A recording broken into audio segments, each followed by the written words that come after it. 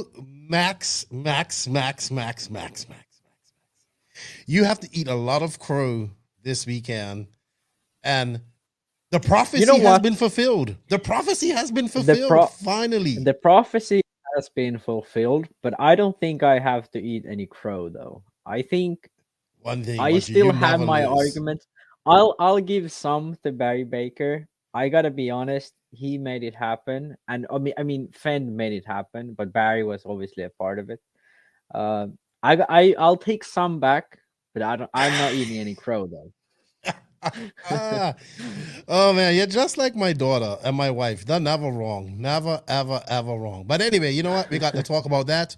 We got some RC news to talk about, but first we have to drop that intro.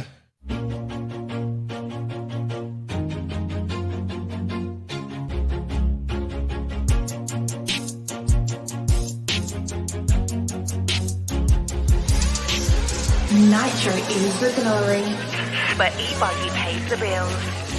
Welcome to the No Name RC Podcast. Get ready for some serious bench racing. But be warned, we speak our minds, express our thoughts, and sometimes things can get a little rowdy. Hate, and he just was influenced by the hate coming from the left, the hate coming from the right. And let's get back to more club racing and less of this money-grabbing racing. It's hard not to be arrogant when you're always right. Yeah. See what I mean? That's exactly why people call you arrogant, Max. You may not agree with everything we say, but it's definitely worth a listen. And our pick, can you stop whatever you're doing? Join your host, Lefty the Great, with co-hosts and guests as they get together to chat RC. Hey, after that race that I watched this morning, I have to talk about it.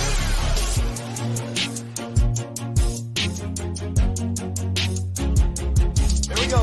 $100 right here, $100 throw. Oh no! I like this.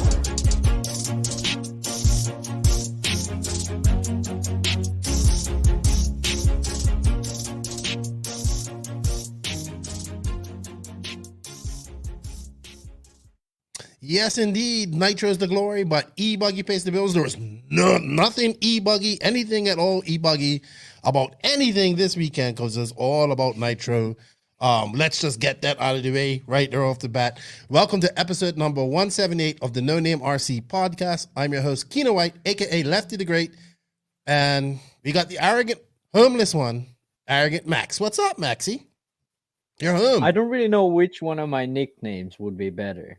Like arrogant one or homeless one, both sound pretty negative. But yeah, I'm at my parents' place this time recording. So it's been a while. You went home for the weekend. Here. Yeah, I went home for the weekend. I've been chilling out, having a good time with my parents. So yeah, nice. It's been good recently. I mean, we had a lot of racing. We had races in Italy, in Spain, in America, obviously. Yep. So yeah, it's been a good weekend for RC. Yeah, all right. We didn't really do anything this weekend. I know we planned on doing something, but he was kind of like, I'm chilling with my family, and I kind of was chilling with my family, but I was watching the Nets. And, like my wife had things to do, so she went and did it, and then I had to watch my kids while I watched the Nets. Well, my son, he's pretty easy to watch. But I sat down and watched these Nationals from Thursday to 11 o'clock last night. That's what time the main finished. So it was good. But before we go on any further, I'd like to say some thank yous, and I'd like to say shout out and thank you to all of the NNRC Squad around the world. We can't do it without you guys. Thank you guys for all the continued support. Whether you're downloading, you're hitting those like buttons, you're sharing our stuff. Please continue to do that. Leave reviews. Help the podcast get out into the stratosphere, out into the algorithm, and get us out there. More people. It's pretty cool to see more people are discovering the podcast, and we need this to go viral. There's got to be more. There's got to be 10,000 plus people out there racing 8-scale cars that want to geek out on it. You know, I know probably don't speak. A lot of them don't speak English. All right. So thank you to all the NNRC Squad. Also, shout out to the patrons of the podcast. You guys will get our early release this week as well. You got our patron only podcast with JQ and I, and we tell the peanut butter cup story. So if you want to hear the peanut butter cup story and you want to hear JQ being all pissy and not happy, even more unhappy than he was the other day on the live, then go check that out. And we greatly appreciate everybody's support that goes into Patreon and helps keep things going. I wouldn't be able to do the podcast without that. So thank you. If you wish to be a patron, there's a link in the written description of this podcast. Check it out. Also, we have some awesome companies that sponsor us and choose to use the podcast as a great platform to advertise. They are Invisible Speed. That book is getting great reviews, and people are now starting to catch on to the online course. Check them out. The online course is now in Spanish as well, I think translated by Robert Badier. So you can get the online course there and the book, and the online course is just a bit more in-depth with videos and a little bit more, JQ explaining things. It has its own Discord channel, and they do have lives with top drivers like Robert Badier, David Ronnefalk. They've had Kyle McBride, I believe Cole Ogden as well. Mm-hmm. And the 10 scale touring car will have a whole bunch of stuff with the Dr. Alexander Hagberg. So check that out. It's really a great piece of equipment for people, I think, and people should get on it, especially the online course. Shout out to TZO Tires. Good to have them on as an associate sponsor this year. TZO 200 Tires, my good friend Nick Hernandez, who I will see this weekend because he's coming over for RCGP. They are the TZO Tire. They are the brand. What's Control Tire? Control Tire for the entire RCGP RC2 series. So congratulations to them. They made a big splash at DNC. High Tech RC, thank you to High Tech for all their support. They are one of the companies that are helping me get to races this year. I think the next race that I'm going with High Tech will be Silver State. I'm looking forward to that. Check out High Tech RC. TNR Fuels. Man, Chris Nelson's been everywhere. He was at the Nats this year. He TQ'd the Nats, the 40-plus Nats this year. But he was not unable to win them. But congratulations on the TQ. Beach RC. Congratulations to Brent. Ultimate Racing. They are national champions. Dakotah Phend is a Truggy and Buggy national champion, using Ultimate engines and his Nitrolux fuel. So I know Brent is happy about that. Congrats. And he's a Beach RC driver as well. So congratulations to Beach RC. Brent, I will be seeing him and Lucas this week too. I'm looking forward to seeing Lucas as well. Techno RC, not the weekend they wanted this weekend. They wanted a better weekend, but some promise there. Seth and Dayton looking very fast out there. But we'll talk about that. But, shout out to Techno RC. I had Tebow on as my winner, and I thought he was going to be able to do it, but he looked good, unfortunately, but then it is what it is. But he looked good at the start. He had a good momentum. Yes, he did. Shout out to the Mayako guys. We'll get to see a whole bunch of Mayako guys here at RCGP. That's going to be good. My Mayako family and JQSM. G-Spec RC tuning for all your cabling needs. Papa Willie's Traction Tonic for all your traction needs. Long-time sponsor of the podcast. Thank you to Scooter. The Racecraft USA boys, hey, flamingos for everybody. Get pitted with the command module. Check them out. Clinic RC, Tony went up and raced some carpet this weekend. Carpet with Brock Champlin and his buddy's new track. Look badass. Check them out. Get your turnbuckles and all your filters. RCGP, which I will be a part of this weekend, which I'm looking forward to. House of RC, which you can watch RCGP through the media pack. JTP RC. Unfortunately for Teebs, it wasn't the weekend that he wanted. And I see the DR Race Shop had a race this weekend as well, and at David Ronnefalk's race, and that's his DR Race Shop. So thank you to all those guys. And RC Kevin. RC Kevin was really busy. He was at the Nationals this past weekend. All his videos were in French, but he said he had a couple in English. So yeah, thank you to all those awesome companies. If you guys wish to show them support, you can. There are links in the written description of this podcast. There's coupon codes, there's affiliate links. We got a little site. It helps us out. Please, everybody, help those out. Show the sponsors some love. Shows the podcast some love. All right, Max. I don't really have nothing else to talk about. I think we should just go right into RC news. And we have a lot of stuff to go through. Because we have a few things to go about. So this week's RC news is brought to you by High Tech RC. They have launched their new low-profile servo for 10-scale two-wheel drive and four-wheel drive vehicles. High Tech is excited to announce their latest DB Series brushless servo. The high-performance, low-profile DB778WP is manufactured with the high-technology industrial servo innovation. The DB778WP's design and premium quality construction was built for demanding commercial applications, yet its superior torque also makes it the perfect hobby servo for 1/10, two-wheel drive, and four-wheel drive off-road buggies and touring cars. Engineered with ultra-efficient brushless motors, the high-resolution digital circuits, hardened steel gears, and an all-aluminum IP-67 rated waterproof case, the DB778WP excels when pushed to the limits on ultra-high bike carpet or clay tracks. Take on the competition and drive hard, knowing you are backed by Hi-Tech's 2-year warranty. They have a 2-year warranty on their servos, everybody, which affords you the added protection you deserve, and invest in the best with Hi-Tech. That's a long, tongue-twisting ad read, and I did practice it a little bit, but I got it wrong. I was thinking, like, do you have any clue what you were reading at one point? But yeah, for the listeners, those are good servos, and the 2-year sort of guarantee tells you a lot. Yeah, Hi-Tech's serious about racing. Serious about racing. Yeah. And they are proud of what they do, you know. Yeah, and since 1973, so check them out. Also, this part of the podcast is brought to you by Lugs Racing. Lugs Racing has over 55 years of combined RC experience. They have been testing treads, wheels, and rubber for performance. They have the Econ line of tires that were developed with racing budgets in mind. High quality but lower cost means that savings can be sent on to you, the racer. Check out their more premium style racing tires, the TQs and Protos, made using Lugs custom molds and proprietary rubber compounds. Tires are available in medium, soft, super soft, mega soft, and long wear. You can find them at www.lugsracing.com. Use the promo code NNRC Lugs in all caps, and you'll save 25% off your order. And Lugs was a big sponsor of this race that we're going to talk about today. But before we get to talking about the Nats, we have a few things I wanted to talk about that I watched in the news. So they raced in Italy this past weekend, and I see that Boots beat Ongaro, who I thought had COVID, but apparently I found out that his parents that have COVID, that's why he will not be able to attend RCGP, unfortunately, because he doesn't have anybody to fly with. And he beat Barufalo. So here we are. We was wondering what's going on with Boots the other day. You know what I mean? What's going on? He hasn't, got a new baby, beautiful little baby girl. Congratulations to him and Frederica. But he comes out and he beats two of the best in Italy.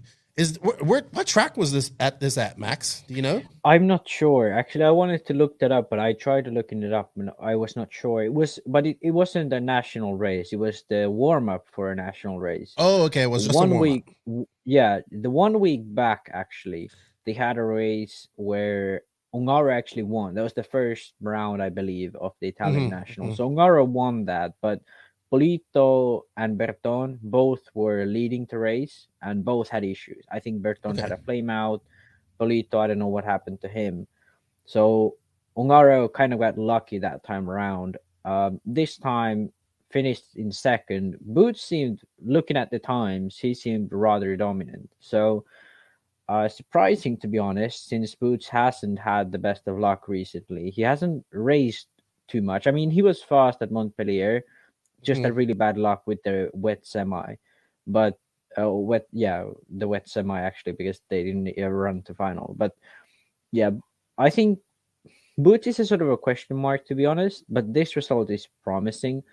I gotta be honest though, Ongaro is definitely struggling. Hearing from people who are in Italy, who have talked with people around that Italian scene, Ongaro definitely isn't that happy with the new car. But hard to say sort of what his speed actually is. The fact that he's struggling with Berton and Polito and now getting lost at Boots doesn't promise any good.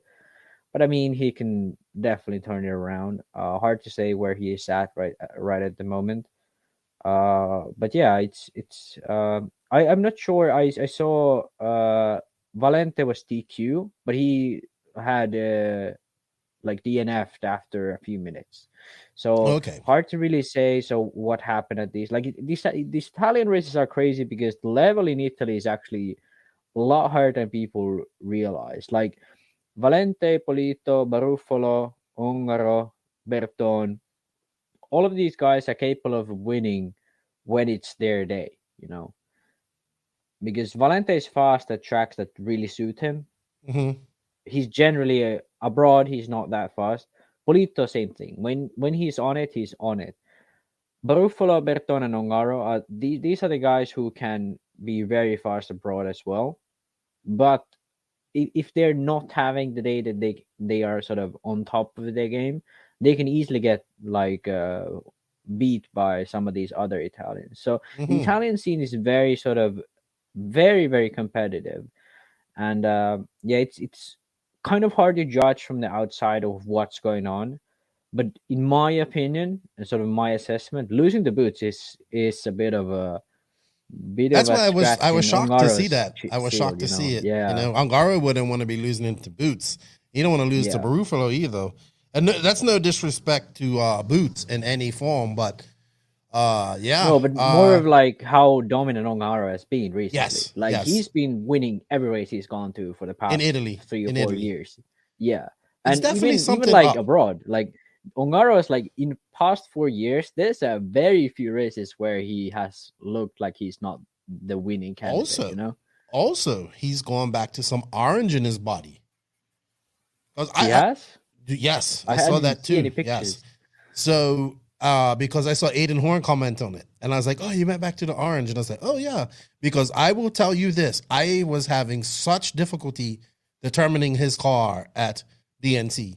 Him and Spencer's car look so much alike. Yeah, so much alike. I was like, "Why did he go?" I love that orange look. You know what I mean? If Davide Ongaro ever listens to this podcast, please go back to the white, orange, blue. Yes. The body scheme. That was amazing. When he won Neo, that body style, I loved it. Mm-hmm. I love that old sheen. I mean, I think what he's doing. He's like every year he has a new sheen. He sticks to that 1 year, then he switches it up a bit. I get that. I mean, it's refreshing. I do it myself recently a bit too. But yeah, Ongaro, like that old sheen, I freaking loved it. It's scheme, Max, not sheen. Scheme? Okay. Yeah. Sorry. Scheme. English is my third I know language. it reads sheen. I know it reads sheen, but it's actually scheme. Or maybe we're saying it wrong. I don't know. I mean, he needs to go back to the orange. He's there. But good win for Boots, I would say. But Boots definitely good. Like this is beating Ongaro, beating Barufalo. Berton wasn't here, but all the guys, everything. He beat everyone, looked good, looked solid.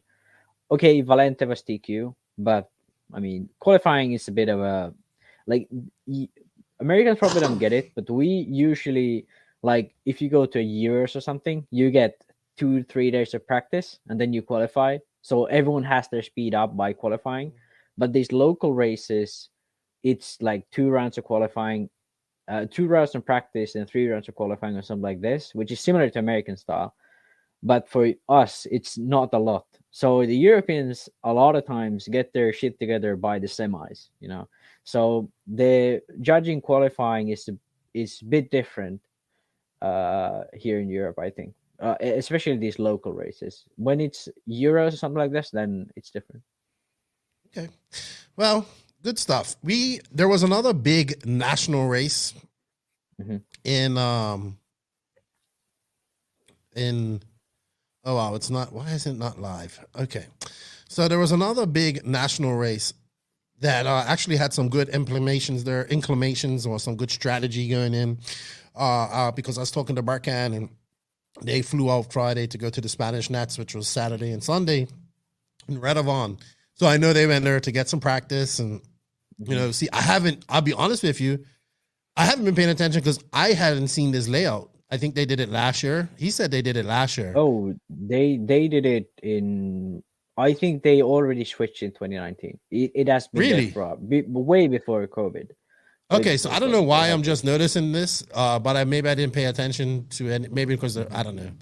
But there probably hasn't been any races there for a while, have there?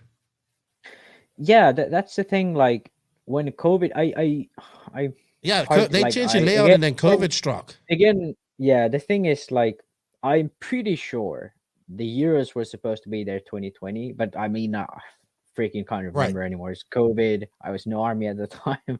Like, I don't know. But I'm pretty sure they were supposed to have a Euros or something at the track, and they switched it in 2019. That's my sort of gut feeling. Don't know the exact facts, but it was way before this year. And I'm saying it now, but I really, really hope they redo the track before the Worlds, because I'm just sick and tired of. I mean, no, the track is fine. I mean, there are a lot of, like, the thing about the track is there's so many corners and so many jumps that you're not gonna like at least few of them because the track is so long. But in my opinion, the biggest thing is I'm just sick and tired of people saying, "Oh, home advantage" and all this fucking I am bullshit. too, but that's I think why I hope they switch it. I think to change that track is going to be, to completely change that track will be very hard, because there's lots of brick sections, and they put they put another brick section in. So I think they'll change it. But I have to say, man, damn, I really do like the layout, like the jumping down and then going, like, I love it.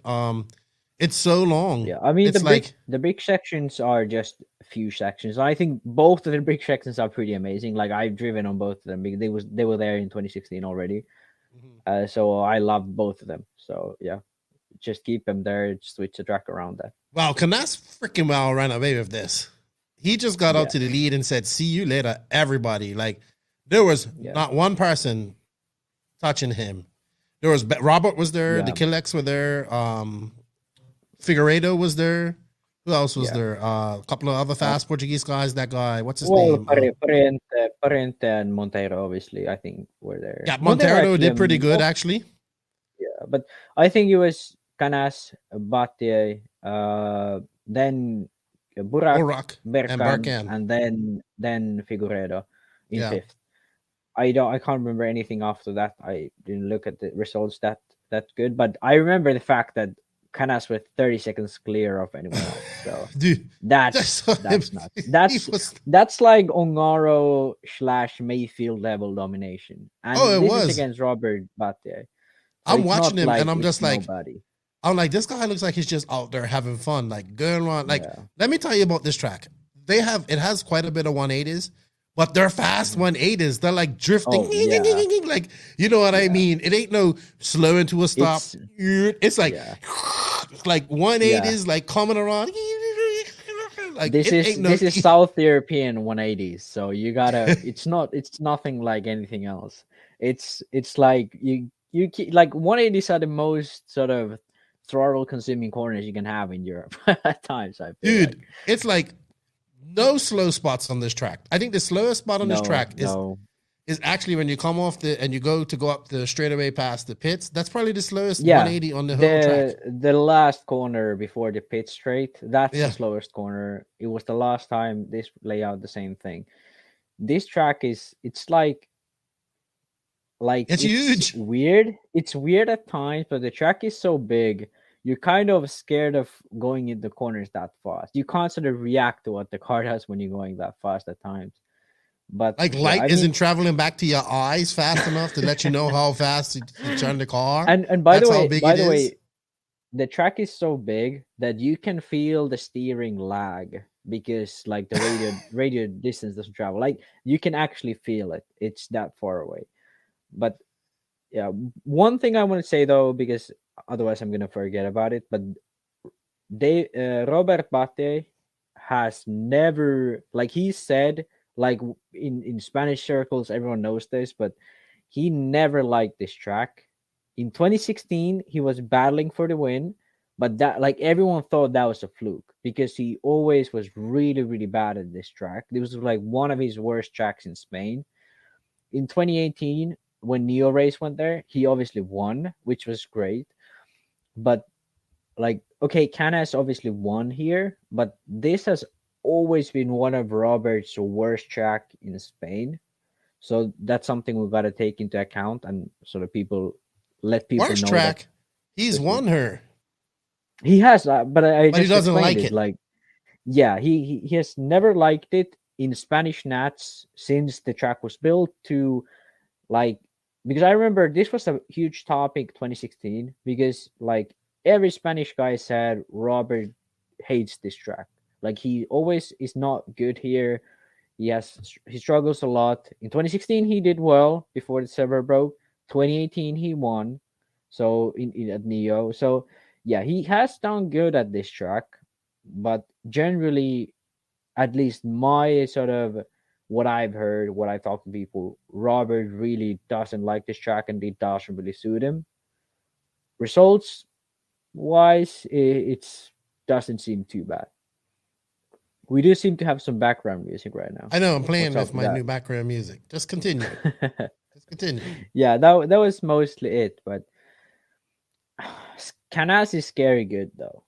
Canas is scary good. I'm looking at this track, and I'm just saying, I can't wait to see Mayfield and freaking Tessman and Mason Fuller, who is now in the building, and all these guys. I mean, okay. Before you get on your high horse with Mason Fuller, we will get on that later. Okay. I just can't wait to be at the Worlds and see the best of the best go around this track. That's all. I gotta say though, Mayfield's gonna be fast. At this track, he's gonna be fast. I kind of had that feeling when I was watching the Robert and Killex out there, and and Canas with the pillowball cars, and I'm just like, these pillowball cars are gonna be so fast. Like the fact that Mayfield, even on the worst possible track for his car, he can still challenge for the win against Phend when he's on it, and he can win almost any race in America. I'm pretty sure this year's gonna be tough for Ronafok and Ongaro. Like Ongaro has a car that I believe he's struggling with. Ronafok is like at this point, Ronafok is my favorite going into the Worlds. Even though he has a brand new buggy, he has barely raced it. One race behind his belt. Like at this point in my books, Ronafok is the favorite going into the Worlds. Like, yeah, Mayfield looks really. Good, I have Mayfield as a favorite, and then I have Phend. I'll be honest with you. I don't know. Yeah. We have to see what Ronafok. Look, of course I want Ronafok to win because that's my boy. Don't get me wrong, but I'm not gonna be oblivious to like Phend and freaking Mayfield's dominance right now. No, but like, you know what I mean. No, but the thing is like Ronafok was one of the fastest guys at DNC. He was and he's fast at this track too. Very good consistency. And he's always done good at this track. He's gonna get now 6 months with his new car against 2 weeks. So he has a lot of more practice on him. I mean, I know for a fact there's new things coming onto the car before the Worlds that are gonna be working pretty well. Jeez, so, you're really confident. You're really confident. But hey, you can't count out Mayfield, Phend. Oh no! Guys, but I mean, Tebow, I'm like these guys. In Tebow's my gonna mind, love this track. If I'm okay, Tebow is not gonna be a player. This is Tebow has the right attitude. Tebow is doing the right things. But we'll talk about this later. We're getting into a discussion of drivers, but too early. Anyway, congratulations to Canas. I just can't wait for this Worlds to come up here. Canas is looking mighty snappy out there. So he has to be a favorite going into this race. He has to be a favorite going into this race. He has to be because he's very, very underrated at this point. Like, people think of him as the shadow of Robert Battier. No, he's past Robert Battier now. Exactly. Like, people think of him as a shadow of Robert Battier, the upcoming kid from Spain. Fuck that. That's old news, guys. This kid is the Ongaro challenging youngster from Spain. This kid is the only one who can, in my opinion, beat Ongaro in his prime in Southern Europe, apart from David on a good day. He's kind of like my Mason Fuller kicking in the door and saying, I'm here. But he can beat all those guys. But that's I'll explain my theory later. Because I have some scientific theory. Some scientific evidence to back this up. Canas had his Mason Fuller moment 3 years ago. Now he's 21, 22 years old. Mason Fuller isn't even 18 years old. Yeah, but I mean, Canas had his Mason Fuller kicking in the door moment way back. Okay, but at this point, Canas is like, he's number opinion, 1 in Spain. I would say. No, but like, come on, top 3 in Europe right now is Ongaro, Ronefo, Canas, not in specific order. Mm-hmm. I would agree. In my opinion, Ongaro is looking the weakest of the 3, thanks to the new associated car. Oh, you are just hating on the associated car. You was all swinging off associated's nuts last year. Exactly, but they changed the car, and they changed exactly what I thought was the wrong way to do it.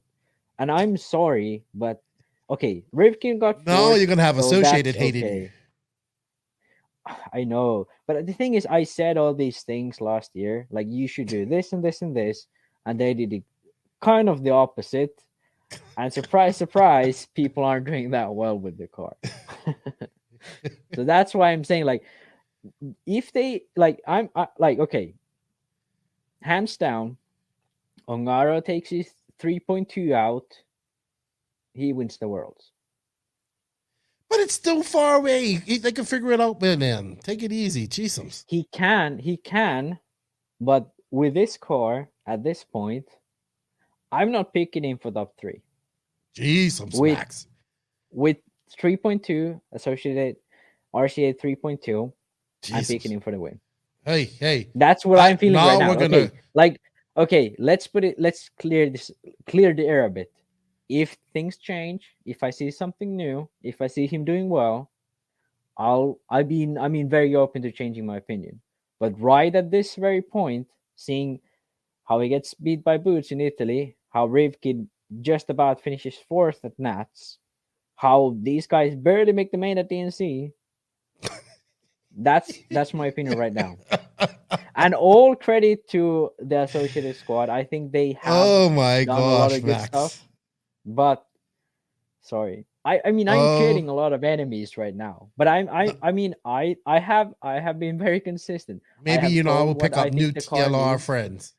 Yeah, perhaps. Yeah, Barry Baker. Is he gonna be my friend now? Hey, I'm gonna talk to Barry, but he definitely wants to have some words for you. I gotta apologize to Barry. I think they got it a little bit more figured out than I thought. Not completely, but a little bit more than I thought. So but his car looked good. But we'll talk about that in a minute. Yeah, I think that's it for Spanish Nationals news. Oh, X-Ray released their new XB8 2022 presentation. Did you see that? Yeah, they had new wing mount and wing. Yes. And did you see how it connects to like the chassis brace? Yeah, that's like X-Ray released 4 new parts, and that was a completely new car. Like, I'm sorry, like I usually like X-Ray because they're European, they do everything in house. But come on, like this is fucking ridiculous. They released new wing mount. No, you want X-Ray? That's it. What is it? Are you just going after every single thing that's pillow ball today? No, it's X-Ray. No. I'm going after everything that's fucking silly at the moment. Like.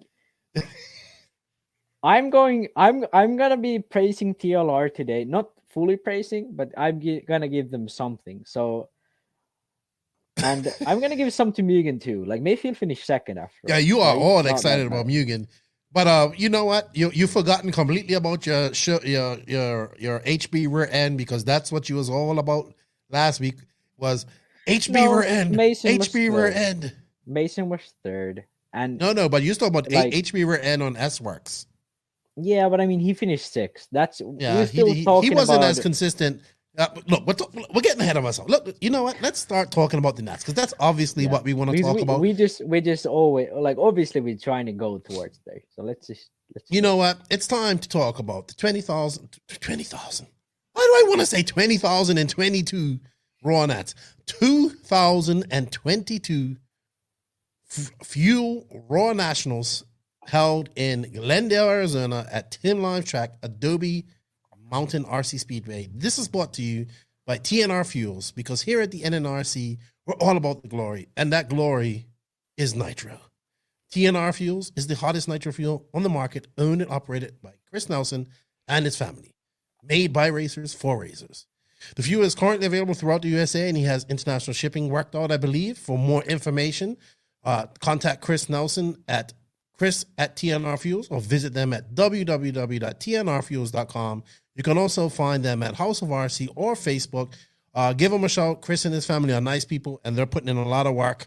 And he TQ'd this weekend. So congratulations to him in the Masters class, which I've changed my mind on, by the way, which I'll talk about a little bit.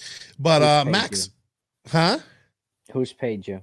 No, I've changed my mind. I'll tell you why in a little bit about that. Okay. So we had the Raw Nationals this past weekend, Max, my absolute favorite race next to DNC of the year. One of my favorite American races, just because this is the one race where for once you get to really see where people are at because there's no classes. It's raced in IFMAR style, which I enjoy. So we got a lot more racing. And as much as I do not like current Raw situations, I love this race and what it stands for, and being a national champion and all that stuff. And you know what? Let me interrupt you for a second. I've been on my savage mode today, so I'm gonna continue with that. The only reason why Roar Nats is a good race is because Roar is too slow to fuck it up. Roar is too slow to adapt to anything, so they haven't got time to fuck it up completely. Like, they have tried. Like, this year they had the junior and 40 plus class. Like, they have done so much stupid shit, but thank God they're too slow to completely fuck the shit up. And they still have, like, if more bump ups. Even in Truggy, they had ladder mains. Like, yeah, but they always do ladder mains in Truggy because there's not. Okay. So it's not a IFMAR class. So that's their excuse. Well, what you're saying is this race basically runs on heritage. Exactly. That's what you're saying. So, okay. Thank God Roar has some kind of heritage that they haven't completely fucked it up yet. See, now this was from Max, not from me. This is from Max, not from me. But I know. I see in your eyes that you love what I'm saying. Oh, I'm Switzerland on this one. You ain't Switzerland or nothing. Oh man, I'm having a good podcast. So anyway, we had this nationals. Congratulations to Tim Lime and his crew. They pulled it off. I know how much work he put into this. It wasn't without its hiccups. Yeah. But that's gonna happen at a race that hasn't really held any big races, and this is their first big race. But I think they pulled it off without any hitches that I don't know of. I know they had some loop issues, but they were quick to fix that with people. Like, if you did a 60-second lap or 62-second lap or whatever, they knew you kind of missed the loop. I guess it was too late to fix that. That was about it. Wind was a big issue. I don't know if you watched the Truggy man, dude, but during the Truggy man, it was like a dust storm. Like, yeah, I think that's the biggest issue when you're running daytime. It's the desert, desert. Yeah. Yeah. It's daytime and desert. That's what you got. You got a lot of wind. But I mean, let's be honest here. Like, these guys barely had a track 6 months ago. Now they're hosting Roar Nats. So that's amazing. Like, the fact that they did that. That's yes. So kudos to them. The track at first, I was like, meh. That after I got to watch it, and then it made for great racing. We had Phend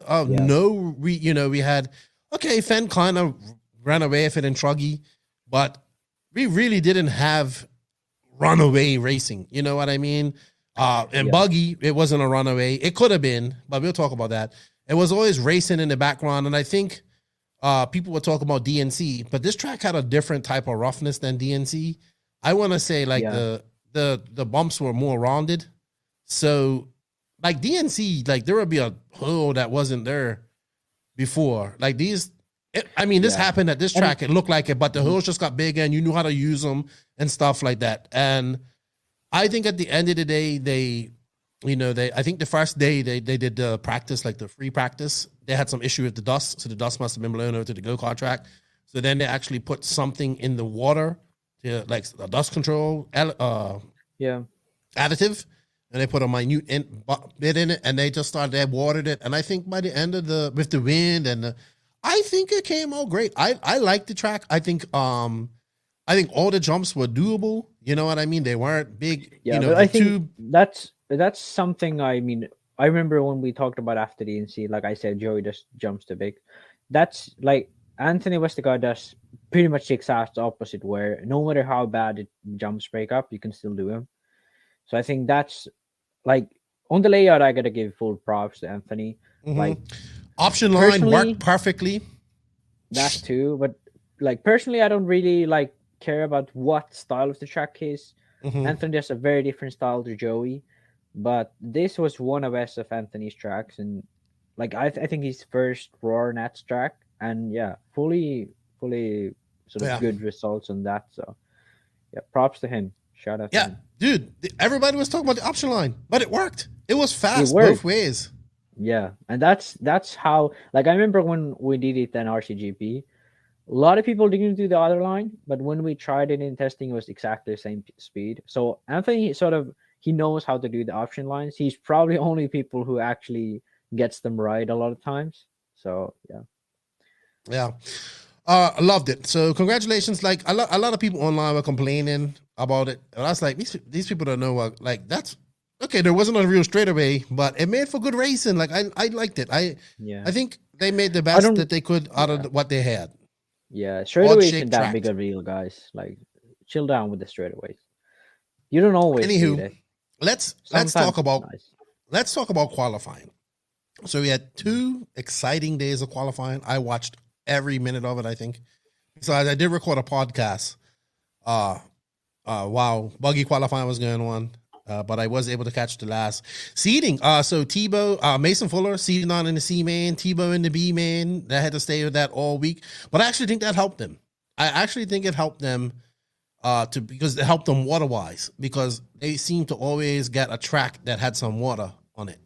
And that was a big help. It was a big difference in speed there. So, but Tebow went out and qualified, did 2 runs in truck, and I was like, yeah, he's feeling it. Even you, I was like, yeah, look at Tebow, you know? Yeah, I definitely underestimated him at start, but then, sort of dropped down back after the first 2 rounds. Yeah, he qualified. He got a TQ in buggy, and then he had like a low number in the last qualifier. And then he was fast the next day. He was, like, in my opinion, the only person that had really that I think could have gotten pipped off. Him and Phend had some good battles the next day for TQ, but man, Phend is just Phend. Like, I mean, I think it was the last buggy qualifying, he was nowhere wrong, and we thought like Tebow was gonna, it was gonna go 2 and 2 or whatever. But Phend just comes out and like, bam, I'm TQ in 3 rounds. Yeah, this is all one of Fend's like clear qualifying rounds, he was like 5-6 seconds clear of the field. Like, come on, like very, very rarely you see that happen. That's like a second a lap, almost half. But still, at this point, I was still very hopeful in Tebow still winning. I was still very hopeful in it. Tebow looked good until the main, I think. Like, I mean, I'm sorry I didn't have the results up, but I believe he won his semi, right? Yeah, he won his semi. He started first. He looked good in his semi. Yeah, he was in the slower semi. He was in the slower semi too. But Mayfield won his semi, Tessman second. Tebow won his semi. Can't remember who was second, but yeah, Tebow, in my opinion, Tebow looked good all weekend. But I think he finished 6th. I don't think that's what his level this weekend was. Really. No. I think it was higher up for sure. Let's talk about Truggy first, because I know you don't like Truggy much, but it was a good main. Dakotah Phend actually, okay, so I said nobody will run away with it. Well, Dakotah Phend, he got out to first on lap 1 and then stayed in first until lap 92. So he did run away with it. I don't think really anybody at any point had anything for Phend and Truggy. I will say this. One person I thought that had something for him. And when he finally got around Mayfield and started chasing him down, that's when he was out of the race. And that was Mason Fuller. I thought that if Mason Fuller could get around Mayfield in time, he could have hunted down. That was my feeling when I was watching it. You know what I mean? I think he had this pace. And I think when he was in the back of the pack trying to catch Mayfield and getting caught up, because in the back of the pack it was a max, it was like 3rd, 4th, 5th, 6th, that was all close. So I think once he got across that and he came out of that I think he came out of his pit and everybody think he flamed or something happened. His dad said something that he pulled a shock in, but I don't know what happened. What, like his car cut out and he didn't come back.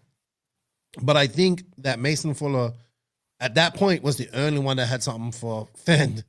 to be honest. Yeah. In Truggy. And then Mayfield just kind of like, I think he kind of figured that out himself and just stood there, and he tried to mount a charge at some point, but he kind of got caught up battling with Tebow and Tessman at some point. Like, them guys were kind of battling at some point for, they were always battling, it seemed like. Tebow made it up to second and third and fourth and second and back. And then even Tessman at some point, he was up, he made it up to fourth, was his highest. He never got up any higher, but he was definitely, they were all at some point mixed up together, racing each other. Yeah. So, and then in fifth, Cole Ogden, I think, was a great result for him because he at one point was right on in 11th. So he had to work his way up and get, I think, Cole, maybe he doesn't win a top 5. Maybe he wants a win or a podium. But I think top 5 coming from 11th is good enough for, I think that's where he was at that point. So Truggy was good. Congratulations to Phend, his first ever Nitro national championship, because he's never won a Nitro national championship. No, he has won Truggy. Has he? Won. Truggy he has won at least twice. Okay, I did not know that. At least once. I'm pretty sure he's won it twice. Buggy he has never won. Well, I'll Google he that. has won every, in my sort of memory, he has won every single class at least once, except for Nitro Buggy. Really? Yes. So I remember he won at Thornhill. He won Nitro Truggy. In Buggy, he was leading, and then he flipped over at the right side of the track. Yes. And then the kid was getting his car. It took like 15, 20 seconds, and then Mayfield and Tessman ran away with the race. But Phend, in 2014, Phend won 9 Roar national titles, and Nitro Buggy was the only one he didn't win. He won everything electric and Nitro Truggy. So, okay, see, so anyway, that's where I like kind of my whole thing of okay, all right. But so I wasn't sure. Buggy, this was he's never won Nitro Truggy. Never won Nitro Buggy. Yeah, no. Exactly. He came close at that 20. I remember that 24. That was another big, humongous outdoor track. Yeah, but Phend was dominant in Buggy. He had like a 5-second lead, and then that sort of 15-second crash where the kid barely got his car out of the ditch. That sort of killed his race. Then Tessman and Mayfield ran away, but yeah. Phend, like, it was a long time coming, and I'm happy Phend finally got his Roar national champion. Kind of like Mayfield and the 10 scale worlds. So finally he got it. I think this is a bit more rewarding for Phend because he sort of dominated it, whereas Mayfield just barely got it in 10 scale in the worlds. I mean, not like discrediting Mayfield's worlds win in 10 scale, but for Phend, this was sort of like the Roar Nats win he sort of deserved, in my opinion, in Buggy. Right. So, yeah, you are correct. He has won it twice. So he's a 3-time Truggy champion, which is great. Yeah. But everybody really, I bet you people was out there with 4 Truggy championships would trade 2 of them in for 1 Buggy championship. Exactly. So this is a championship that has eluded him for many, many years. Yeah. Never won it. But let's just say real quick before we move on, because I know we want to talk about Buggy. Congratulations to him. Let's just go down the order real quick. Cavallari, I think that's a good 6th for him. Ryan Lutz, a good 7th. He showed some pace throughout the week. I got to be honest, though. I was expecting a bit more from Lutz. Maybe a top 5. I was expecting him to at least show up with the fight, because this was, in my opinion, this was more of a Kyosho track than a lot of the other tracks in America. Perhaps I could be wrong. I mean, this was a TLR track too, in a sense. The way, I'll rephrase that. This was a Phend track more than a lot of other American tracks are. But this, in my opinion, this was sort of a C-hub track though. The 180s, the low me, dirt, slow speed, that's not suiting any of the pillow ball cars. So in my opinion, even with the new Kyosho, which is suited more towards higher speed tracks, I think Lutz probably should have done a bit better. But okay, Lutz's driving style is a bit different. He'd like to slide the car around. He wants to really punch. This isn't that type of track. So perhaps that could explain it. But yeah, I was expecting more from Lutz. It's not a disaster, but no, but yeah, I know what you mean. I wished a bit more, you know. I wish you would have got some top 5. I wish you would have got top 5s. Yeah. I wish you would have. Agreed. Who else do we have? Tanner Denny. Tanner Denny was actually probably the fastest S-Works driver there this week. I actually think I have Tanner Denny faster than Bornhorst. Yeah, because he was good in his semi. I think in his semi he flamed out. A rock got in his flywheel. That was the talking point before, but yeah. It happened to Mayfield too. Mayfield got a rock in his flywheel in one of his qualifiers too. Yeah, I heard that. But I mean, Bornhorst finished second in one buggy round. He finished 6th in all-round buggy. I mean, Truggy, not sure. I can't remember when Bornhorst finished. No, Bornhorst didn't even make the Truggy mains. Okay, so he finished 15th in Truggy. Okay. So yeah, Tanner Denny. Okay. Tanner Denny was a lot faster this week than he was at DNC. Okay, yeah, I'll accept that. But in buggy, in my opinion, Bornhorst looked really good all weekend. I was a bit disappointed seeing he finished. I can't remember if it was 6th or 7th, but he was. We haven't got the truck. We haven't got the buggy yet, Max. You're so excited. Let's move on. Don't stop interrupting me. All right, so rounding off your top 13, top 12. Tanner Denny, Tyler Jones. He needs to do better than that too. Aiden Horn. Glad he probably made the main. Rivkin, Mason Fuller breaking early. People that probably are looking, that probably should have been in this main looking out. I think CJ Jalen, Joe Bornhorst, maybe Cole Tollard, Zeph and Dalen not in there would be a big thing. And then I think Pravitas was all the way down in 33rd. He wouldn't be happy with that. But he did make the buggy main, so that's good. Yeah, I can't really say for Americans, but generally the vibe I get, no one really cares about Truggy. Well, like, not even Americans. I mean, if they win it, it's good. Yeah, but if they're outside the top 5, it's like whatever. It's just practice. Yeah, I get what you mean. Yeah. Well, let's get on to the big enchilada. What we're really here for. That's all about the glory. Finally. Nitro Buggy. Yeah. So, qualifying once again was exciting. It wasn't wrapped up in 3 rounds. It took all 4 rounds. And it was exciting to the very end when Phend just came up and said, "Oh, Tebow, you think you got a chance? You think you got a chance? You think..." It's like that guy holding that dollar. You ever seen that commercial with the fishing guys holding the dollar in front of the guy? Like, "Oh, you think you got the dollar? You think you got the dollar, eh?" That's kind of like what Dakotah Phend did to Tebow. "Oh, you think you got overall TQ, eh? You think you got it? Ah, no, I'll take my TQ, thank you." Yeah. There was nobody else. But there was nobody else even to mention in this. Well, Mason, there was nobody else to mention in this qualifying battle besides Dakotah Phend and Tebow.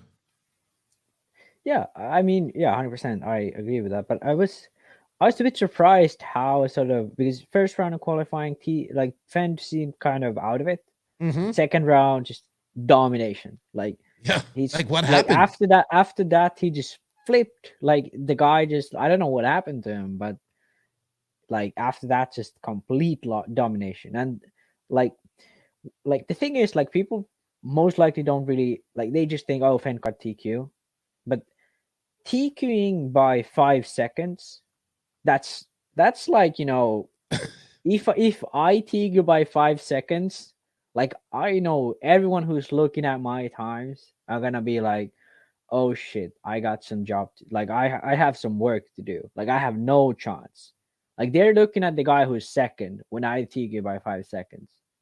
Yeah. So when Phend does that at that level, where even the second gap is hard to close, that's gotta be demoralizing for almost every one of the guys. I'll count Mayfield out of that because Mayfield doesn't care about qualifying. He barely attends qualifying these days. He just shows up for the main. But but all of the other guys, they must be okay, we're fucked. We've lost this already. Because that's dude, he was the only one to do a 13-lap qualifying buggy. Yeah, only one. That's a huge thing for mentally. That's a huge thing to be yeah, this guy's going into another lap. I'm not even close, and I'm pushing as hard as I can. Yeah, when you're going into a 45-minute main with that attitude, you're gonna have a tough time, you know. Just a little bit, I would say. Yeah, just a little bit. But I still was kind of just like when he did that, when he finally TQ'd, I still had hope going into Sunday. I was like, I still had faith and hope in Tebow because we've seen Phend do this before. We've seen him do this before. Mm-hmm. And in the back of my mind, it's like, well, Mayfield's like fond it. Like, you know what I mean? In his semi, he looked super on it. In his truck, he wasn't, okay, he was off in truck, but he was the fastest. You know what I mean? And I'm like, all right, yeah, Mayfield's in the groove. Like, we got to throw him in there. I still was not, I was still like, all right, we've been here with Phend before. I've been through these emotions before in life, especially with Phend, So I know this feeling of like I wasn't getting too excited. I was happy that he won Truggy. So, half of the prophecy is fulfilled again. But, I was just like, all right, I'm going to be quiet. Because I still deep down, I'm in my soul and on her, I'm like, all right, I think Phend can do it. But I really want Tebow to do it. And I don't want Mayfield to do it. Not that I have anything against Mayfield. I just want to see somebody different. And I want it to be a good race, right? But then when someone wins every weekend, you gotta hope for something to change a bit, Well, I mean, Mayfield's one of my favorite racers in the world, pretty much. But when he wins every time, I'm like, okay, let's see someone else actually do good for a while. Yeah, I agree with you. So with that being said, I kind of just was like, all right, we'll put it on her. By the way, I do not own the rights to any of this video. Thanks to Live RC, by the way. Yeah. Live RC, what I've heard, I didn't watch a lot of the stuff. I watched the main space. Excellent coverage. Cameras were great too. Yeah, that's what I heard. Exactly. People really, really liked it. So yeah, good job to people at Live RC. Like, good time to Tyler Hooks, Brandon Rose, and Rody and those guys. They did a great job. Yeah. So here we are. We got taken off, and I'm like, all right, so we're gonna have a little battle. Fenn's looking a little edgy, blah blah blah. Mayfield's gonna pressure him. Then Tasman blows the front end off his car on this lap. Who would have ever thunk that? Like, he literally blew the front end off his car, or something broke on retirement way early on, like retirement. That's gonna be a bummer. I think this is sort of a Testament style track, but I mean, like at this stage, like obviously, if this track was smooth as hell, Phend would be lapping Mayfield in 5 minutes. Like, this layout is a Phend layout. The bumps help Mayfield and these other guys, but like every sort of acceleration these guys have, like the pillowball end of Mayfield's car, the Mugen style setup of car, that's not helping Mayfield at this style of track. He can't carry the corner speed he usually could. Phend has a record that's super responsive, that when you go on throttle, it goes straight, it accelerates straight. And I think this is a good time to say to Barry Baker, I gotta say that I was expecting like the bumps to be the nemesis, but I think it's just bumps in corners that's the nemesis, because this track is mostly 180s. This track is mostly sort of straight accelerations onto bumps or into bumps, either way, like braking or accelerating, you're going on over bumps. But you really don't have many corners where you have to drive over bumps and keep your speed up. So I think that's the sort of determining factor that let Phend keep it on the wheels. That was it for Tebow right there. Sorry. Did you see that? Yeah. That was it for Tebow right there. He could not. I think that once he got like that, put him so far back that he just couldn't. Like, once you had to get through that gaggle, it was hard to get back. Yeah. Sorry, go ahead. I think, but let's be honest, though. Mason Fuller third, running an HB, that's not an accident. Come on. That's not an accident. It's not this was just, like, the car suited this track. Like, look at this car. He's having a field day right now. Like, he's just driving around, throttling around. Like, I wish we get some footage of Phend, but I bet right now he's looking at every single move he's doing on the wheel, every single move he's doing on the throttle. And Mason is just having driving around, loving the way he's driving, you know? Yeah, he looked like his car looked. I gotta be surprised though. Mayfield led the main 2 times. 2 times, that's it. So he got the lead for 2 times, but looking at the track, knowing his car, that is impressive. In my books, like that is already impressive. But I mean, here, look at this. Like Mason's catch Mayfield. Like that's something I think it proves these sort of Mayfield and like Phend. Like if Mason has 6 months more of like practice, getting dialed in, getting his speed up, like this is a guy who can dominate him. This is a guy who can dominate like Tessman did at his best, you know? Yeah. Seth Van Dalen had a few minutes of really good driving her. At one point, he had a good battle with Mason. It was good to see him up in the battles for a little bit as well. I'm wondering why he was so good at this race, because this doesn't look like anything where he would be that good. He's always been good at Silver State. That has been his sort of go-to race. He's TQ'd the race once. He finished second once. He's been up there every single year. That's sort of a techno style track. I don't really know what about this track makes him be so good. Maybe it's the slow speed, perhaps, but the track is still very different to the tracks he usually does good on. So I was surprised to see him do that well. Yeah, I think 5th for Seth Van Dalen is damn good. He hasn't had a good. Well, he finished second. Yeah. Something. But I mean, like at the Nationals last year, I don't think he was in the main, but it wasn't a factor. Top techno driver at the Nationals, it was him, then Tebow second. I mean Tebow after him in 6th. So I think Seth Van Dalen should be very happy. He would want more. He would want more. No, but 5th. But that will come. Looking at what he's done in the past 12 months, apart from Silver State, obviously, this has been his best race, in my opinion. Like finishing 6th at Royal Nats, where everyone puts their 100% in, that's not nothing, you know? Yeah. So it was good to see. I mean, we had some early battles. I mean, Bornhorst was up her, rattling. I mean, this was really where the race was. Yeah. Was that I gotta be honest, 3rd, 4th, 5th, 6th, 7th positions. Yeah. Bornhorst was up there all the time, but I was expecting a bit more out of Bornhorst. Like, clearly, if you look at this, his car looks good, though. It's not like his car is not looking good. I'm pretty sure he's still running the HP rear end. He was good in qualifying. He finished second a few rounds. At least one round he finished second, I believe. And he finished quite high up most of the time in qualifying. I think he's just a bit of sort of the guy who, if he's in his groove, if he's up front, he knows what to do. He can get it done. But if he's in the pack, he sort of tries a bit too hard and makes mistakes. Even here, we can see him making a lot of like sort of a bit dumb mistakes. But in my opinion, his car looks a lot better than Seth's in front of him. Like he's consistently, he's looking good. So I think if S-Works decide to finally go this direction, especially in America, they will receive much better results.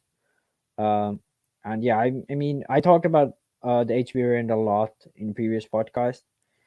And yeah, in my opinion, it shows it still works, but clearly it's not enough to make Joe Bornhorst the national winner yet. Phend and Mayfield and these guys are just on another level. Yeah, I was wondering if we was gonna see the DNC Bornhorst show up. I'm not like he would want a better position than 7th as well. But I think for a national, as hard as this race probably was and whatnot, and him not making Truggy, he'd probably be happy with this. Well, he probably wouldn't be, but at the end of the day, 7th isn't too bad. I mean, it's not that bad. It's okay. It's not good. It's not it's bad. average. It's okay. Yeah, it's average. Sadly, I mean, I'm not taking his above average status away from him, but this result was sort of average, you know. Yeah, but that's how it goes some days, man. Sometimes racing. He would end up finish that.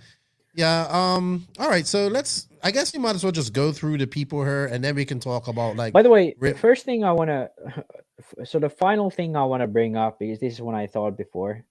J Concepts is freaking dominating right now. Hey, I was gonna bring that up. That's a topic for after. Let's finish going through this, and then we'll do it because that's one of my topics that I had. Okay, yeah, that's good. So, and that's exactly where it's gonna start off with. So, let's go through the rest of these guys. So, like people had to bump up from semis to this. So, how people we forgot to talk about something, which was the LCQ. So, how it worked was they took the top 4 from each race. And then they took the 2 fastest racers after that. Now, Dakotah Phend automatically was in, which I still think is a great thing. I think TQ should go straight through to the mains. I think it should be at IFMAR as well. And I think he should get both practice sessions so he does get that time on the track.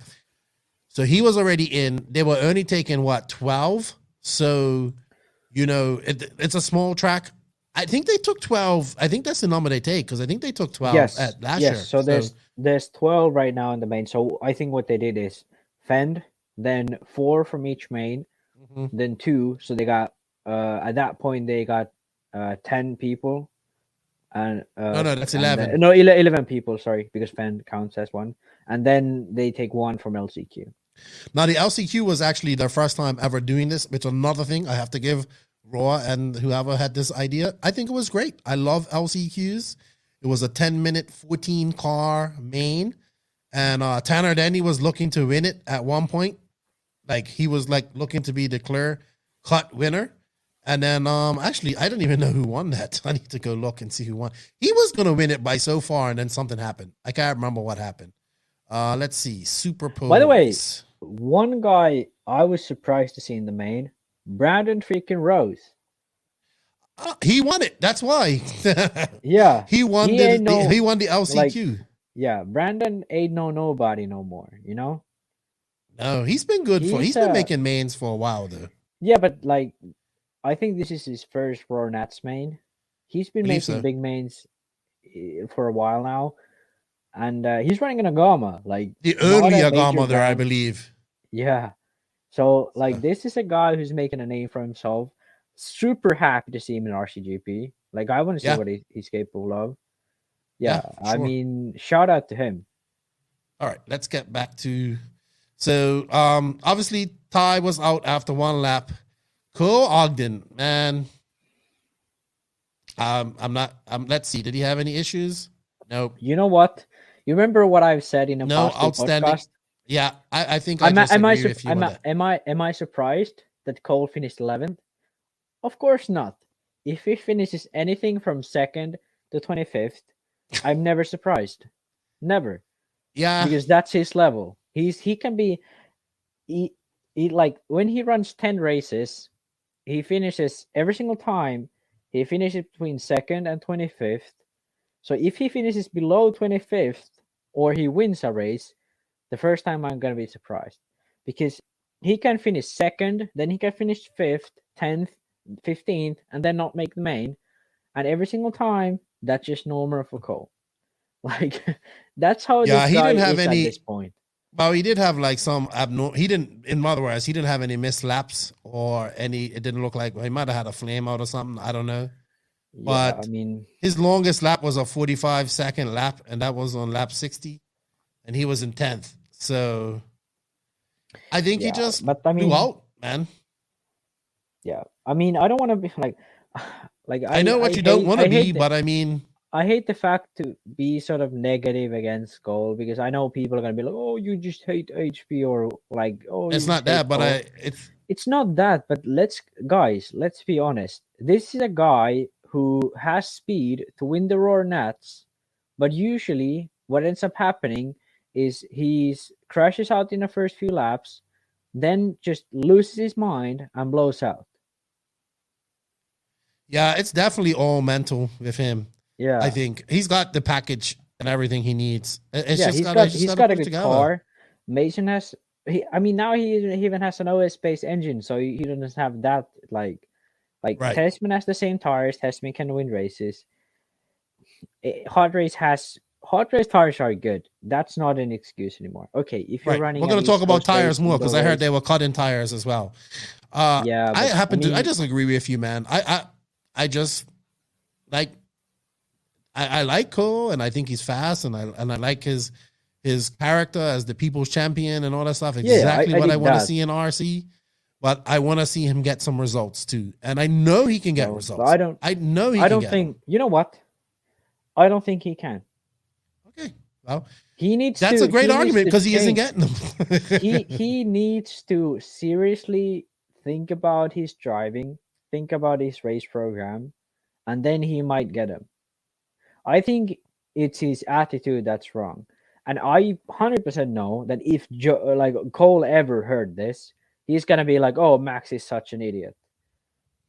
Because I've talked with him and I know for a fact that he is going to say this.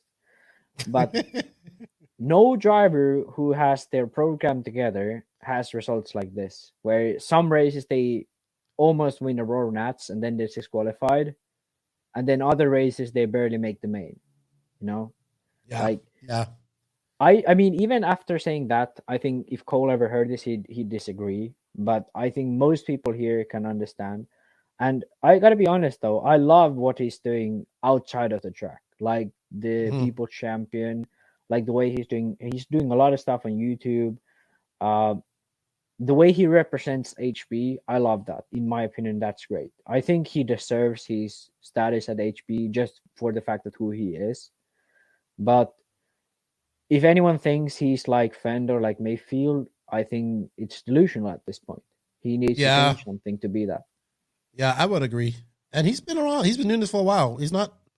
Cole's been racing for a while. Yeah, and the thing is, the reason why I'm digging at Cole, if you want to call it that, is because he's a guy who could be a Phend or a Mayfield.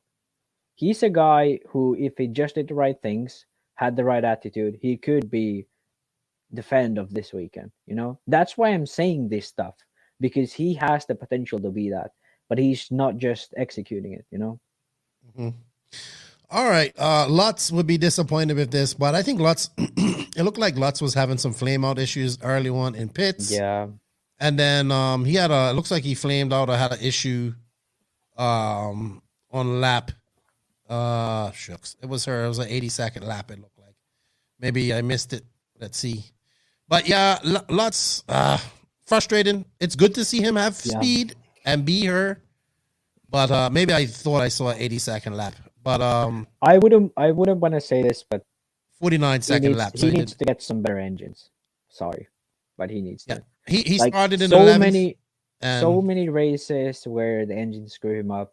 Like I used to run Alpha like way back in the day, and at that time those engines were good. Like I mean, fuel mileage at some of the engines had very bad fuel mileage. Some of the engines had very good fuel mileage. But all of them ran pretty good. They had a lot of wear, but they ran pretty good. But like you just can't flame out at every race, which pretty much what Lutz has done. You know. I don't know. I hope he gets it. I hope he gets it going because he would won better than 11th. I mean, Truggy was good. I don't know exactly what happened, but it definitely had some long. He had a couple of like 47. I think he flamed like coming into fuel up. Yeah. Like exactly. Like that's like exactly what he had that last year. Like flame out. All right. But hopefully he gets it together. Brandon Rose, he finished 9th. I think that's good for him. First time making this race. Ryan Pavitas 8th. I think he'd want better than that, but to be fair, let's see. Yeah, that's kind of where he was at. Yeah, it's Pavitas is sort of at that level where he's not good enough to challenge for top 5s or podiums, but he's good enough to always sort of make the main. Yeah, he started in 9th and finished in 8th. Yeah, so that's sort of annoying position where you know when you start the main that you're most likely not going to get anything sort of memorable out of it. But when you go to a race, you know that you sort of are going to make the main. So that's a very annoying position to be in. But I mean, if he just keeps at it and tries new stuff and practices and all that, I believe he could be a guy who would actually challenge for top 5s. Like he could be a sort of Van Dalen, because Van Dalen has his days. Like I think Pavitas could be like that, but Pavitas is obviously naturally just way more consistent than Van Dalen is. No. Okay. All right. Joe Bornos we talked about in 7th. Jared Tebow, I think Teebs, my mate, I think he would be upset with this because I think Tebow would want to be at least in the top 3. I think Tebow could have won this. I think he was still in my. I think until that accident, I was kind of still, like, all right, he's going to do good. But when he got that accident, he got shuffled back and he was just in that gaggle of cars. It was just, hard to get through that. And then you just start making more mistakes. And it's unfortunate because I know he was super pumped and he did well in qualifying. And I know he wants to do better than this. Like a lot of people will be like, 6 is good. Not for him. No, I know. And I talk to him. The thing is, like, 6th is good for guys like Van Dalen, Pavidis, like these guys who are up and coming. They need consistent results. For a guy who's won World National Championships, won World Championships, who's sort of he's still getting a paycheck, but he's doing his last years in RC. 6 is something that just pisses you off. And I 100% know that Tebow should at least agree with me because I'm pretty sure that's what he feels right now. Yeah, and I think he felt that he had much more than that 6. Oh, and come on, like he did. Like he TQ'd the first round. He was up there in qualifying. He won his semi. He did everything up to the main where kind of how he should have. He lacked pace. Let's be honest. He lacked a bit pace in the main. But 6th isn't sort of what he deserved to be at. And 6th isn't where he definitely wouldn't have wanted to be at 6th. Yeah, I would agree with you there. Unfortunate for him. And the way he has approached this year has been amazing. So that's very unfortunate for him because in my opinion, he has the right attitude. He has the right goals in mind. And he's doing everything right. The results just really aren't there. I mean, I've been going at the techno car for a long time. I don't know if it's just that, but I wish they did. I'll tell you what I think it is. Else. I think it's going to come up. We'll talk about it in our tire conversation. I think it's something to do with that. Okay. Yeah. I think, and we'll talk about that in a bit. Yeah. And that's nothing that he's told me or anything like that. That's just what I'm observing. You know what I mean? Yeah. So we'll talk about that in a bit. But yeah, he would definitely want better than that. Seth Van Dalen, we talked about. Spencer Rivkin. I would have to say surprised because he was like a non-factor all for me personally was a non-factor all week. Like I heard his name, but I didn't hear his name. You know what I mean? Yeah. Like they were struggling to get into these mains. Like they were like, there might not be an associated truck in the main, and he made it, but he was a non-factor in 11th, and he didn't even finish his race. Good result for Spencer. Not a win, not a top 3. He's had plenty of top 3s over the last year. He wants to win. But I think he leaves after DNC, his DNC that he had. I think a 4th.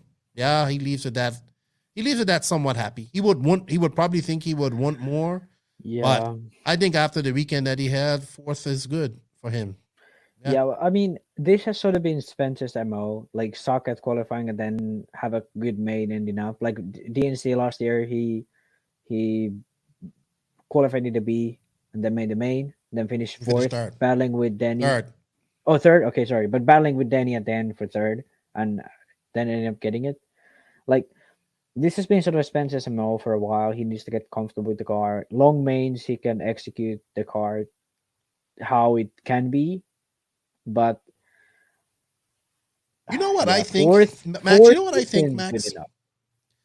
I know how much is Richard does helps him out a lot. I know he does his own work and all that stuff, but I've noticed Richard is stopped racing a lot, and I think that Richard not racing might have, I don't know.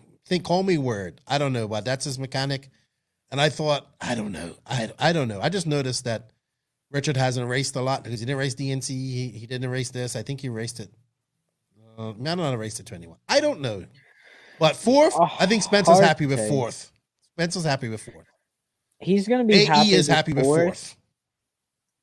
Yes, but if I was AE, I wouldn't be happy with 4th. Yeah, like Spencer, not with TLR coming first. Yeah, and like, let's be honest.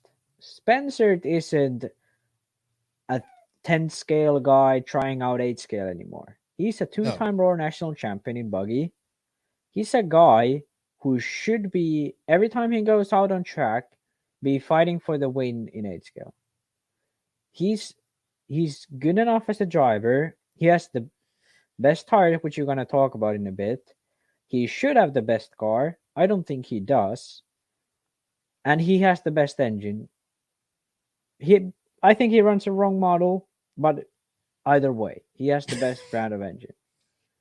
He has everything he should have to win these races, to win Mayfield, which he should do, but he just doesn't. And I think there's something to be found there. You think? I think so. I mean, Saxton is great when things are going great, but when things aren't going according to plan, the experience I have with him, talking with like people who he has worked with, like drivers who he has worked with, he isn't very good at sort of adapting at these situations. He, like, the driver has a lot of work to sort of keep up with him. So perhaps Saxton's holding him back. I doubt that. I think Saxton's good. Oh my god. Are you just trying to go full on against AE and get like us sued today? No, I mean I said I doubt that Saxton's the fault at here. I just think okay. But I think it's just like okay, let's be honest. It should be Phend and Rivkin out front, not Phend and Mayfield. You know? Phend shouldn't be happy with fourth. Oh, no, sorry, Rivkin shouldn't be happy with fourth.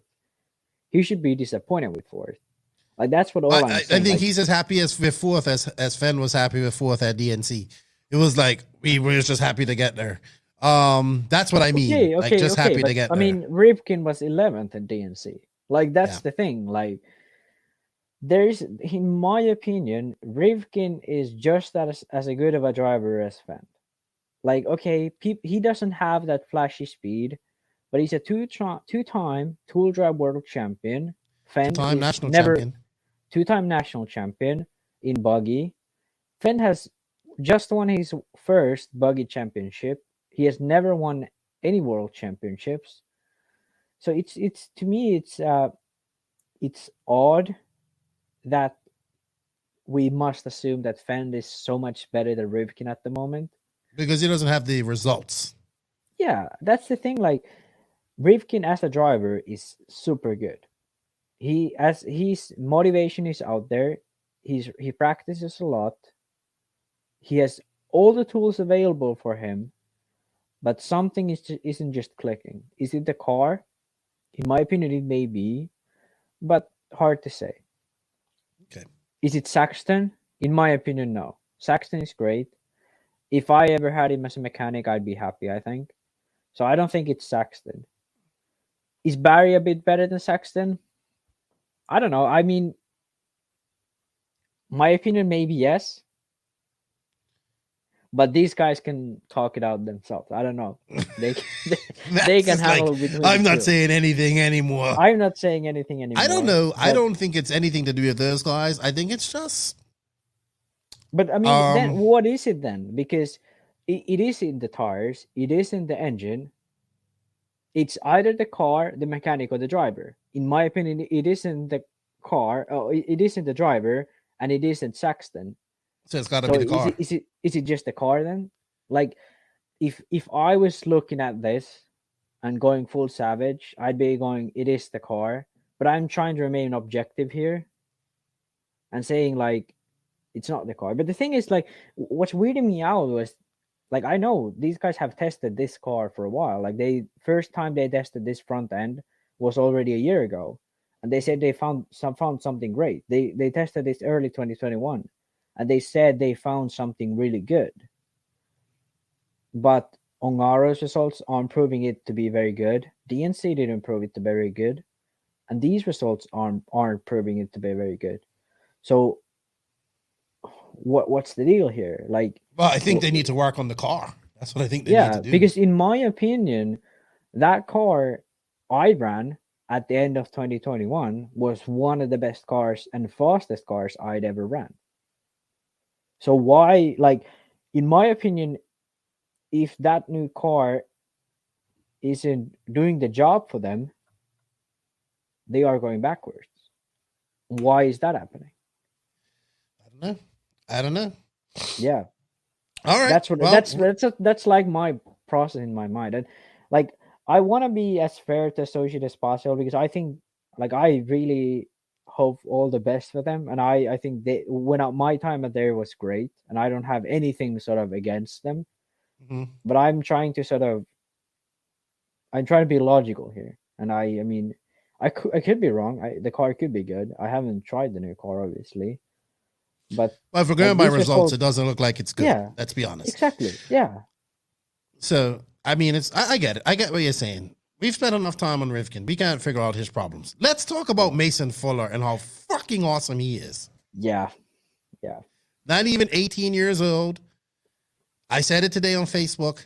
I said, he's no longer knocking at the door. He's kicked that door down and he has entered the building. Agreed. This kid, I talked about him, young man. I talked about him a lot last year. He made that chassis switch to HB, and I knew it wasn't going to be affected much. I thought he was going to be better right away. But man, I mean, we had him picked as our dark horse to do some damage at this race. I would say third is pretty good for Mason Fuller. Congratulations to him and Team Fuller. I think maybe. I just think it gets back when these guys get back in that pack and they're racing with everybody in that mid pack from third to seventh. It shows that the top two guys just kind of pull away. And I wish he would have got out of that pack earlier and then had some, probably some better tires and more clear ground to chase these guys down, but he didn't. But good job to Mason Fuller. There's his dad right there. Yeah. Nice gentleman. Great That's result for him. That's the thing about Mason Fuller. There really isn't anything to dislike him about. He's a great family. Him and his younger brother race together. Mm-hmm. They are fair. He's not a driver who takes people out all the time. He's not a guy who, like, these people aren't people who you'd right. I know what you mean. That is a nice family. They put in a lot of work, hard work. Yeah. And the kid is fast. Like, he's fast. He gets results done. Third at Roar Nats. Nothing spectacular happened. Clean race. Just was better than their guys behind him. Like, yeah. I mean, I was a bit disappointed in a sense for the fact that he had to leave TLR. But for their sake, this is probably one of the best moves they could have made. Yeah, I think TLR messed up letting these guys go. Exactly. I think it's more of a bad on TLR's part for letting them go than for them to leave. And it's hard to, like, I've been a huge fan of them. I spoke to their dad a lot at DNC 2018, and I'm a huge fan of these guys. But even objectively, not sort of any fan ideas behind it. Like, come on, this kid is amazing. Like, yeah, I think once he just he's not scared. I think he's just gotta calm down a little bit. Maybe not make as much mistakes, but that will come. Yeah, he's just gotta get up and be able to race with these guys. I think if he could get up and get with these guys, he can beat them. He can be sure that he can beat them. He just needs a chance to get up there with him. And like, it's crazy how going into this event, we were like, realistically, this is the guy who can challenge Phend and Mayfield, and he freaking did. He did all of the things we expected. He didn't obviously win, which we sort of were like, okay, he could win, but this is realistically the best he could have done, and he did it. He did all of that, and he fought for it, and just what can you say negative about it? Yeah. The only negative thing you can say is he didn't win. Yeah, and even that is like, okay, he has time. Like, yeah, he's not even 18, I don't think, or going 18. Incredible. Well done, Team Fuller. Yeah. Well done to Caden, too. Caden had a good weekend, just getting back in the groove of things. This was funny. I think this was lots on top of Tebow. Oh, my. Right now, I know, like, that's just like going from work. Like, that you saw that wiggle of the wheels. That's that frustration. Like, get the fuck off me. Like, you know what I mean? Yeah, I've been there. Unfortunate for Tebow. I just feel for him on this one because I know he wanted this bad. All right, well, let's get to your favorite, your guy of the day that you really fell in love with, and now who's not your swinging from, Ryan Mayfield. You love Ryan Mayfield right now. I mean, I've always liked him. I've tried. You like him when he doesn't win. That's what I don't understand about you. He wins, and you're like, oh. No. The thing is, like, because when he wins, everyone hates him. So I gotta be like sort of appealing to the audience. When he doesn't win, I gotta be like, okay, like let's freaking be serious about this. This is a guy who, like, he just raced. Like, he doesn't care about none of the bullshit. He wants to go out on track, no headphones, no nothing, just race and have fun. Truggy gave him more like 4.8 pit stop too. Did you see that? Oh my gosh. Yeah, like Truggy's pretty badass at pitting. I mean, okay, Mayfield didn't get this one. Finished second again. Like, he could have though. He could have won this. Yeah, like, he wasn't that far, but he was 4 seconds away. He had the lead for a few times. Phend definitely tried to give it to him a few times. Yeah, but that's just regular Phend. But, like, I think people sort of, I don't know if I'm just projecting a bit, but I think the way I feel is Mayfield is sort of given this, oh, he should always win tag, but he wins because he's good. He doesn't win because he's given anything, you know? No, he works for it. And he works for it every time. This time he worked for it. It was just not enough, but he was still close. And the attitude he has towards racing, the way he sets up his cars, the way he runs his race program, he thinks about everything. He seems like a guy who doesn't care about stuff, but he really does. Mm-hmm. And yeah, it's hard to say anything negative about him because he wins almost every race. So finishing second once isn't that big of a finishing second and almost winning the race. It's exactly I wanted it to be a close. I mean, yeah, Phend got him at the end. But I didn't want this to be a runaway. I wanted this to be a good battle. I mean, he got in front and he gave it away. Like, this is a track which is exact opposite of what Mugen's good at. Slow speed, 180s, low grip, jumps that are very technical. So this is exactly like a track where you need to square up a lot. Everything about this track just screams like Mugen sucks, you know? that sucked just now.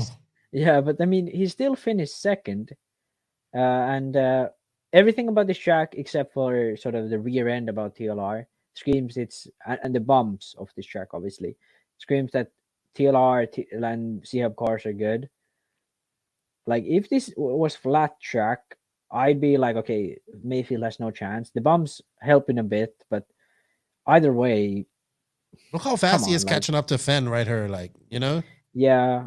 But I mean, the thing is, like, every time Mayfield catches up to Phend, I know it's him. It's just him, you know? But when other drivers do good, I can see, like, okay, the car's doing good things. But with Mayfield, I know the car's, every corner, it's fighting against him because this isn't the track that Mayfield's and his car isn't made for, you know? Because at DNC, I see, like, okay, perfect. Everything works. Like, car, driver, everything works. I am not going to lie. I thought it was over at that point. I mean, I'm surprised that Mayfield didn't take off at this point. But yeah, I thought so too. I think he flipped off. He even went off the track or something. Yeah, great race, man. We talked enough about Phend. Congrats. I said, you know what, man? I think second. Should I properly addressed the Barry Baker situation now? Should I do it now? Yes, let's address your feud with Barry Baker. Okay, I have an apology to Barry Baker. I underestimated you and Dakotah Phend for the 2022 Roar Nats. I think this track suited you, or Phend rather, and your guys' car very well, and you guys pulled it off in a rather dominating fashion. Well, they swept everything. Yeah. They swept. And I gotta give it to you. You guys did a good job, and I underestimated that. So I want to do a but. And you know what? I'll do that another day. I'll save the butt for another day. You know what I'm gonna say? The Nats, we underestimated Phend and TLR this race, and they did well. The track, I think the track sort of, the bumps aren't Phend's nemesis. Bumps in corners are Phend's nemesis. And I think that's something I gotta look in my analysis going forwards. Sort of Max is gonna be studying film from here to the next no. But I mean that's a good realization though. And I think if Barry's gonna hear this obviously, because he's gonna hear this. All of this, he's gonna hear this. So Barry's gonna listen to this. So I think going forward, you have proven that the car works when you can ride the bumps straight on. You don't have to corner over them. Like all the bumps here are in 180s where you have low speed. You can just steer the car and then go on throttle. And you can, if the bumps are in straightaways, you can just ride over them straight on. I think you have now proven that the car is capable, and Dakotah definitely is capable of handling these situations. But when it's like the NC where you have to carry on speed and go over bumps, in my opinion, in my estimation, I haven't seen pictures of the cars. So if there's something drastic changes, I should be allowed to change my opinion. But if the car is like it looks like right now, squirmy rear end, low grip rear end, the car is floating over everything, which is still the positive offset Mugen hub and semi long rear arm, not fully HB rear arm. In my opinion, you still have a few blind spots, but I'll be more careful of going so hard as I did after the NC. I think Barry has proved they can win World Champs on different style tracks, because Phend was the favorite last year.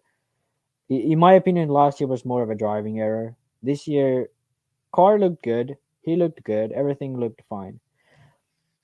Cavalieri looked disappointing. What's going on with him? He didn't make it. He didn't make it. But like, I don't think Barry's really focused on Cav. I think that's tires. I think that's tires. He doesn't do anything. Yeah. With Cav. So okay, I'll finish on with Barry. I'll finish on with Barry and let's go on to tires. Okay, I'll do my last. I think I don't like. I'm not still letting Barry and Dakotah off the hook though. They'll still be like, they still need to prove it on other tracks, but I'll have sort of a timeout for you guys. I'll be going easier on you on the future. Oh my God! You just complimented and said sorry, and then got yourself right back into the snake pit. I'm gonna say this: congratulations to Horizon TLR. Congratulations to Phend and his wife. Congratulations to Barry Baker. I know how much work he's put and how much belief he has in Phend. Thomas Tran, Densford, Brent Densford of Ultimate. I know they just came on, but hey, great for him. 2 national championships. Yeah. And you know what? All TLR fans and supporters of TLR, Dakotah fan, and Horizon, shoot me a message for my PayPal, because you can drop me off a % of the contingency, because I did not pick him. I played the rules. I did not pick him. So you can send me my little percentage, my $2 or $3 that I get for my contribution to helping Dakotah fan win the Raw Nationals by not picking him. I want to say it aloud too. Congrats to the Barry and Dakotah and their peers too for the win. It's they did well, and I have nothing against that. They did a really good job here. All right. So on to another topic that I wanted to bring up, and that was tires.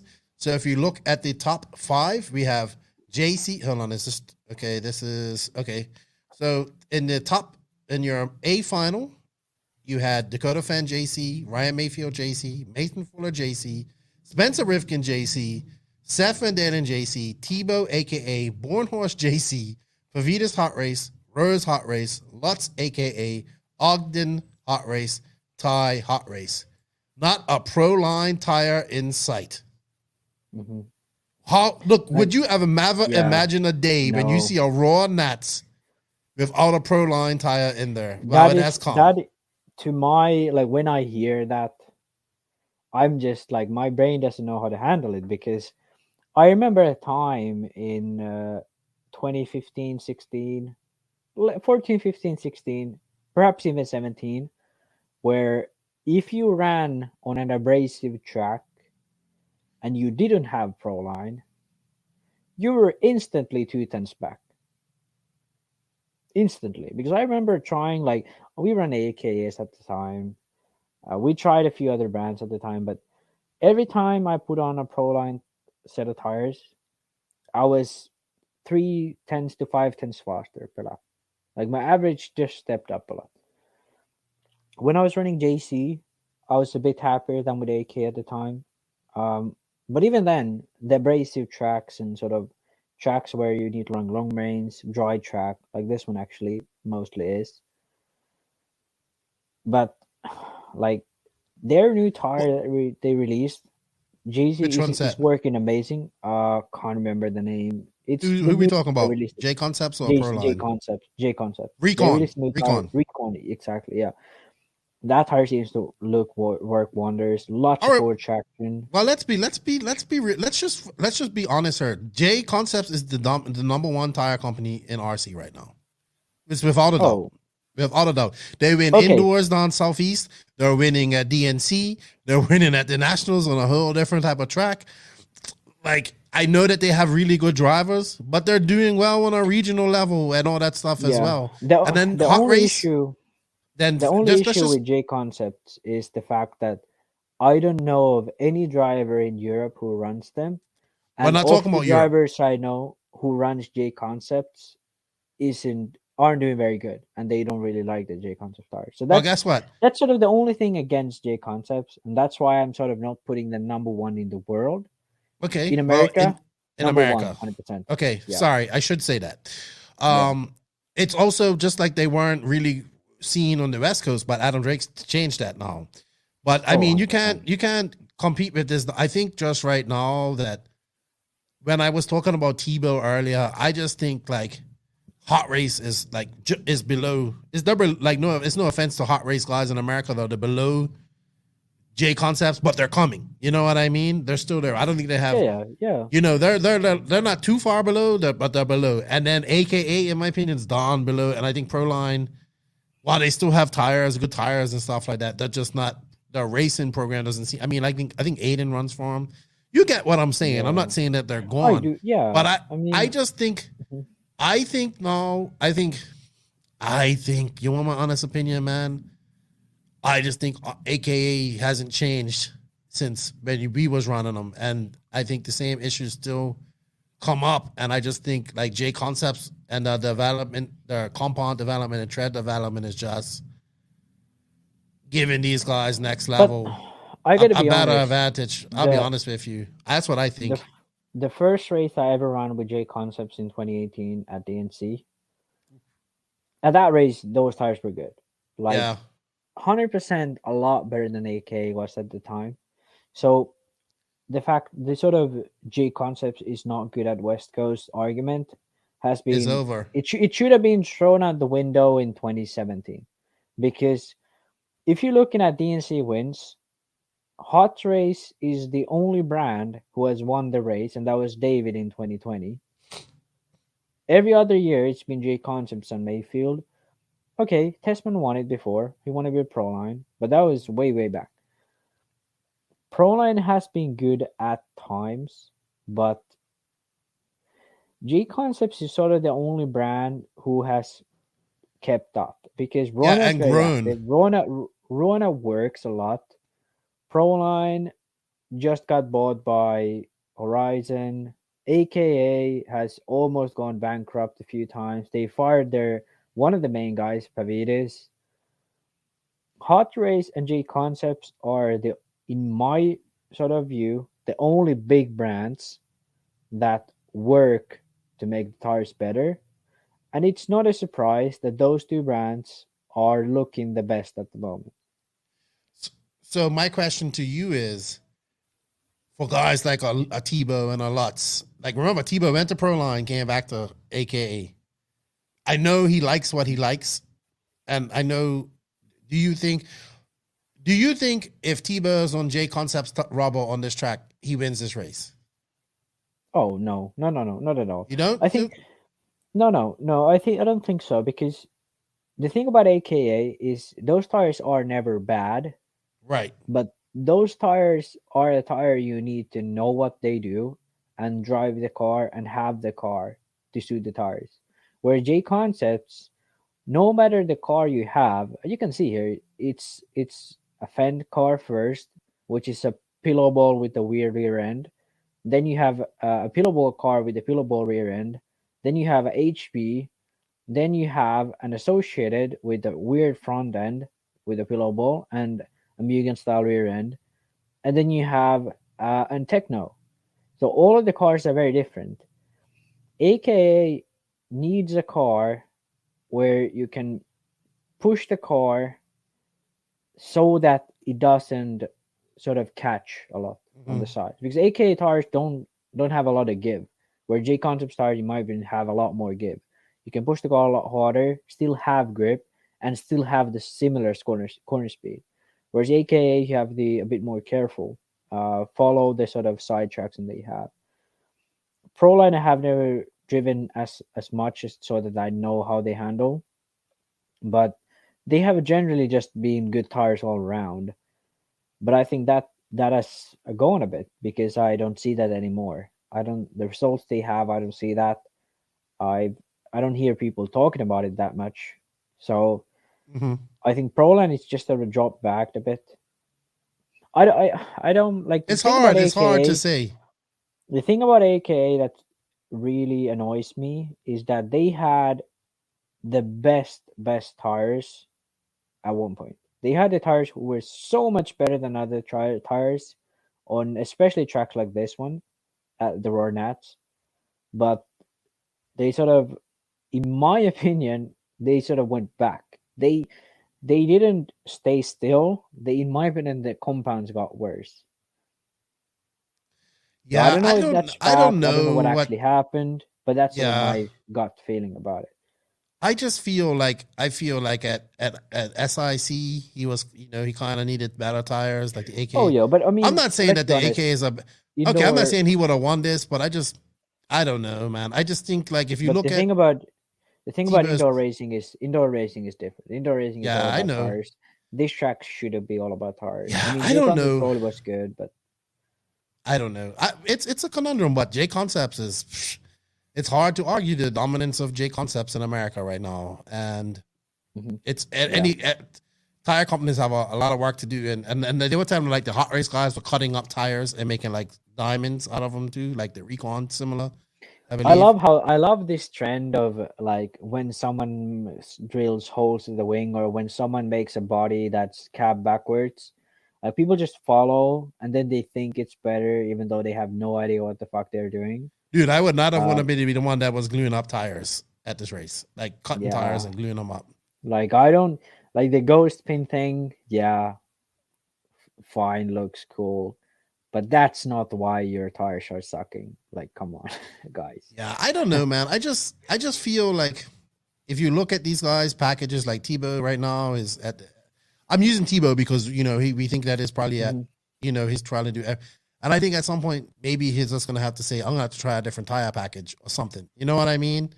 And yeah, the issue I have is just that now that AKA and Proline is sort of owned by Horizon, I don't see them doing anything anymore. Like that's what a lot of people say, but they just came up with another tire. So like, I don't know. X-Shot or whatever coming out with another tire isn't impressive. Coming out with another good tire is impressive. This is true. Yeah. This is true.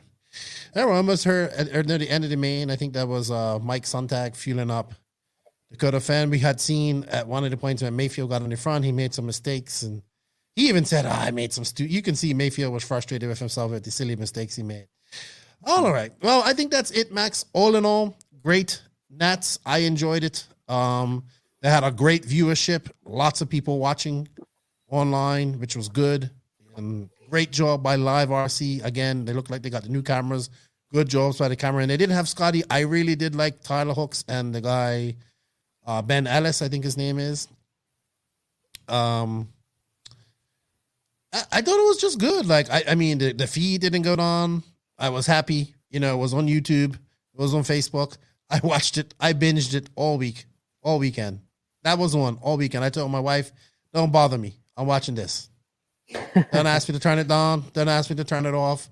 I don't care. It's not going off. And it didn't. It was on the entire weekend. So I enjoyed it. I love the Nats. I wish I was there. Congratulations to Tim Lime. Once again, congratulations to... Oh, by the way, TLR did sweep this, so they won. Congratulations to Tater, even though there was not a big junior class. Okay. We'll get on this, and then we'll go. There wasn't a big junior class. They decided to do it the regular way, so they took the top juniors that qualified. Wow. So it was only about 8 or 7. They do this every year, so it's like under 15. It wasn't too much. Tater Sontag won it by a lot, I believe. And then the 40 plus class, which I was worried that E-Clip, we could have had E-Clip as a 40 plus national champion, the first ever. He was out there, he was in the main, and I was like, if E-Clip would have won the 40 plus national, first ever 40 plus national Raw national main, we would have never heard the end of it. With this, I did not like it at first, but I do like it now because I know they have a separate Euros for 40 plus over in Europe, right? No, but I think the thing is they do. They have a separate 40 plus Euros. Yes, but the thing is, don't do it at the same race. Well, the thing is, people can't. There's Max. Do you know how many? They can't do a 40 plus race outside of this race because nobody attended. Nobody goes to the damn ENATs. So I will say this. I've turned into Mason. Wow. Was that Mason Fuller? Yes. Yeah, Fuller and Rivkin. Yeah, they were battling. I think if Fuller could have got away from Rivkin laps already. For minutes, many minutes, like 5 minutes. I think if Fuller could have got away from Rivkin earlier, he would have been a little. He would have mounted a charge. So look, I've changed my tune on the 40 plus. I've changed my tune on the 40 plus. I wish that Dawnville. Let me finish. The only thing that I wish would have happened, I wish I saw a lot of the 40 plus guys that I think should have raced it, like Ciccarello, Winkelmotor. I wish Saxton would have ran it. I wish if we're gonna have this 40 plus thing, I wish that the fast 40 plus. I wish Greg Nagani would even go to this race. So I wish that I hope next year that it does grow and people go to it. I know you don't want it, but they cannot do it at a separate race. Nobody will go to it. No, but why? Why can't they? America has races where there's like hundreds of entries.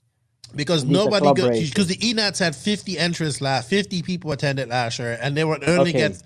Well, then here's a good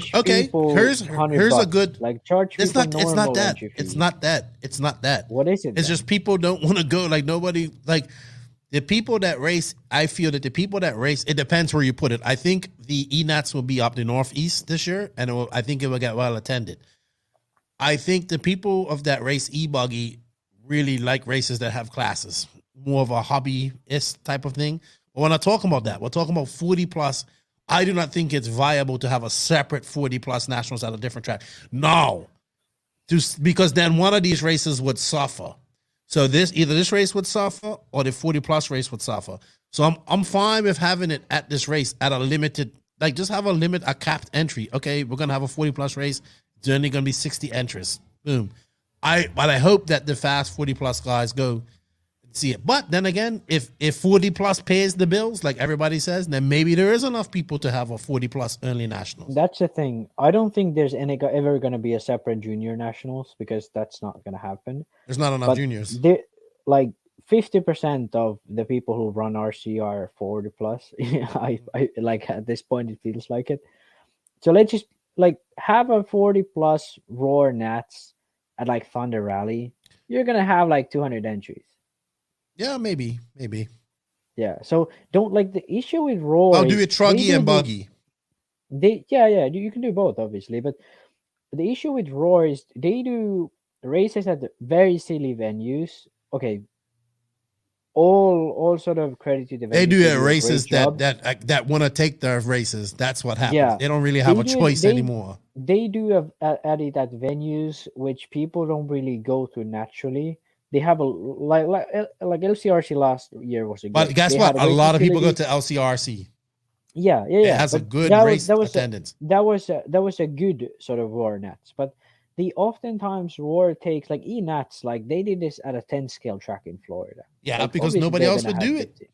Yeah, exactly. And that's the issue. Like Roar needs to make this like appliance of this race more available. Like in Europe, 40 plus Euros have like 100 entries. And that's for only just Nitro Buggy. I think that Raw needs to work on getting tracks that want to bid on their races. That's their issue right now. In Europe, these tracks want to hold races, and like a lot of times there's so many tracks that you have to choose. Yeah, and Efra sucks, but it's still a lot better than Roar. It's 1,000% better than Raw.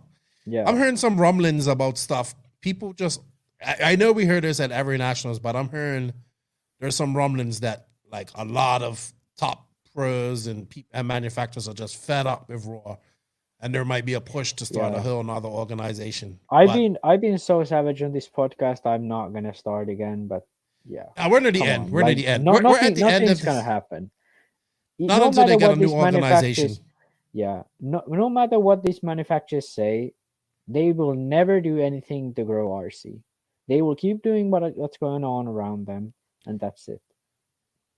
And you know what? When things grow and then they see, okay, that's a good market opportunity, then they'll attach to it. But they will never take initiative. Never. Ever. If they ever do, I'm going to be very surprised. Well, you know what? We're going to wrap up this podcast as Dakotah Phend wraps up his 60-minute final. We can no longer say that Dakotah Phend is just I never said that. He's just a 5-minute racer. I mean, he has won. Yeah, he isn't. That was a silly argument from the start, in my opinion. In my opinion, Dakotah Phend was just a racer who made a lot of mistakes. Well, he didn't. He made mistakes in this main, but he didn't. You know, he was fast enough to win. Congratulations to him. Big monkey off his back. Great win for TLR. TLR needed this after an abysmal DNC, and good job to him, man. There he is, happy. I would be incredibly happy. Watch this though. I think where's Rivkin? I think Rivkin doesn't even. Let's see, because you know there's a beef there. There's definitely a beef there. There's Barry. He's so elated. I know how you feel. Lot saying what's up. Seth and Dalen walking off. I've been going way too hard on Barry, I think, but I'll still keep going hard on him because I think this has fueled him up even more. Seeing his text to you, I mean. I think I'm fueling Barry to get these wins, so I'm gonna keep going. But I gotta give credit this time; they dominated this weekend. Yeah, man, it was great. I loved it. Thank you to Tim Lime. Thank you to everybody that went. Thank you to Live RC for bringing us great coverage. I love the Nationals. I love them. I thoroughly enjoyed them this year. Anyway, Max, it was a bit I think weird that's it. when it was this early, but I mean, it was still fine. That's all. Yeah, it's fun. Just a lot of racing because now we got. So as for me, everybody, I am off to RCGP this Wednesday. I fly into Miami and rent a car. This is like old school. This is what I used to do back in like 2018. Rent a car, drive up to Orlando. I'm driving up to Daytona, meeting my buddy, and dropping the car off. Then we're going up, and then I'll be at RCGP. I'll be doing. I don't think I'll be doing any podcasts. I'm just going to be doing like videos, walkabouts, laps, and then I'll probably be up in a booth with Nick or whatever job I'm good at RCGP. I implore guys, remember, there is a pay-per-view for it. It's $14.99. I'm not even asking people to go for the $100 thing or commit to a year. I want you guys to commit to just this one event, which is happening this weekend. You get to watch some great racing. You get to watch a show. I'm going to be doing some behind-the-scenes stuff. Like I want to show people like Media Day and all that type of stuff. So if you guys want to support RCGP, I know a lot of people are against it. That's fine. But yeah, pay that $14.99. If you don't think it's worth it, then you can drop it after that. Or you can just pay the $14.99 when it's time for the races to come about. You know, every little bit helps. I'll continue to pay my $14.99 out of the year to help because I hope it brings coverage of Euros warm-up and Worlds warm-up and possibly AMS. So I'm looking forward to that. RCGP doesn't have, like, it ain't going to have Ongaro, and, you know, it doesn't look like Infinity's going to field a full team. And, like, I was kind of disappointed that Canas or Boots didn't come, but it is what it is. We're going to race. the most Americans that's ever been in an RCGP race. It's actually more Americans than Europeans, so that's a good thing. The people that are doing it, the track looks good. I've seen a car go around the track. It looks great. Everything looks easy. And yeah, I can't wait. So check it out. The people that are behind RCGP are putting a lot of work, a lot of effort, and they'd appreciate it if you tune in. And I appreciate it if you tune in, because then I have people to talk to while I'm up there bumbling about with Nick and trying to my hand at commentating. Yeah, I think that's it. We've been going for 2 hours, Max. That's it. Time to go. Everybody, Max, thank you for your time. Thank you guys, everybody, for tuning in. We had a great live last week. Congratulations to everybody that attended the Nationals. Shout out to Tim Lime. I'll see him this weekend. And congratulations once again to the Dakotah Phend, man, and TLR. Good job. Good freaking job. With that said, I wanted to say my thank yous. Shout out to everybody. Say thank you to the NNRC Squad around the world. Thank you to the patrons of the podcast, and a big shout out to all of our sponsors: Invisible Speed, TZO 200 Tires, High Tech RC, TNR Fuels, Beach RC, Techno RC, Mayako, JQ Scale Motorsports, G-Spec RC Tuning, Papa Willie's Traction Tonic, Racecraft USA, Clinic RC. Shout out to RCGP, House of RC, JTP RC, the DR Race Shop and the DR Race Arena, and the Dr. Alex Hagberg. Everybody, this is your Raw Nationals. It was great. We are done talking about it. Max, Nitro's the glory. E-Buggy pays the bills. If you ain't grinding, you're sliding.